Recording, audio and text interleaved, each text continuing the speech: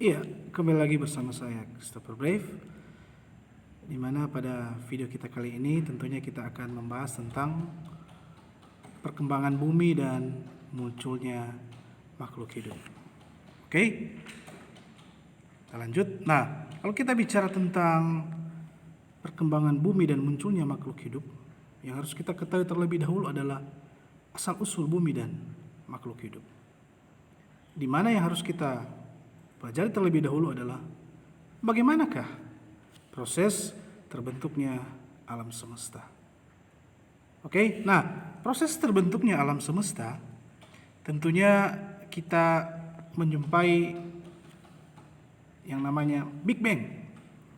Big Bang itu atau suatu ledakan yang amat dahsyat. Nah, berlangsung sekitar 13,7 miliar juta tahun yang lalu, di mana ledakan tunggal melontarkan materi dalam jumlah yang sangat besar ke segala penjuru alam semesta. Oke, nah dari materi-materi tersebut yang ada, tentunya materi tersebut itu membentuk sebuah bintang-bintang, planet, debu, kosmis, asteroid, meteor, energi dan partikel lainnya. Ringkasnya adalah membentuk sistem tata surya. Oke, nah selanjutnya sebagai hasil dari lontaran dahsyat bumi berbentuk gumpalan gas yang panas dan terus-menerus berputar. Jadi bumi berbentuk gumpalan gas yang panas dan terus-menerus berputar, sehingga bentuknya itu seperti bola yang ketika berputar secara terus-menerus sampai dia menjadi bentuk bola yang dingin. Nah, dari proses itulah berjalan sangat panjang karena memakan waktu kurang lebih sekitar 2,5 miliar tahun hingga mencapai seperti sekarang. Nah, dalam perkembangan selanjutnya tentunya kita menjumpai ada teori-teori tentang atau teori geologi, yaitu ilmu yang mempelajari tentang bumi secara keseluruhan. Nah, bagaimana kita mau melihat perkembangan bumi dari masa ke masa. Nah, kita mulai dari masa yang pertama, yaitu masa Arkaikum. Nah, masa ini merupakan masa yang tertua, di mana diperkirakan sekitar 2,5 miliar tahun yang lalu.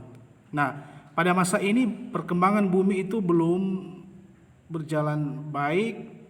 Bumi waktu itu masih belum ada penghuninya. Bahkan pun makhluk hidup pada waktu itu atau pada masa itu belum ada. Kemudian yang kedua yaitu masa Paleozoikum.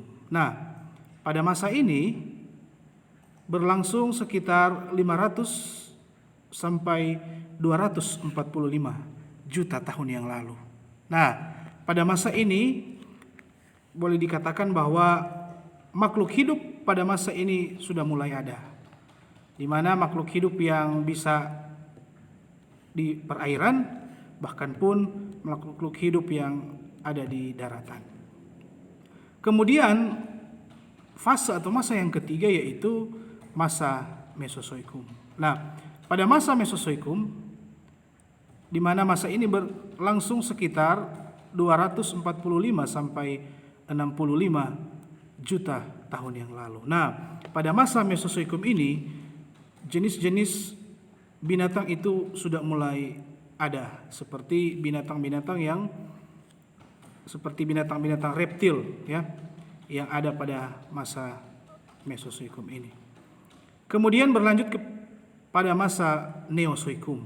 Nah, pada masa Neozoikum ini tentunya dibedakan menjadi dua zaman, yaitu zaman tersier, di mana pada zaman tersier ini muncul jenis binatang atau makhluk hidup seperti primata. Sementara pada zaman kuarter, di mana kita mengenal di zaman kuarter ini ada dua kala, yaitu kala Pleistosen, dan kala Holosen. Nah, pada kala Pleistosen ini jenis manusia purba itu sudah mulai ada.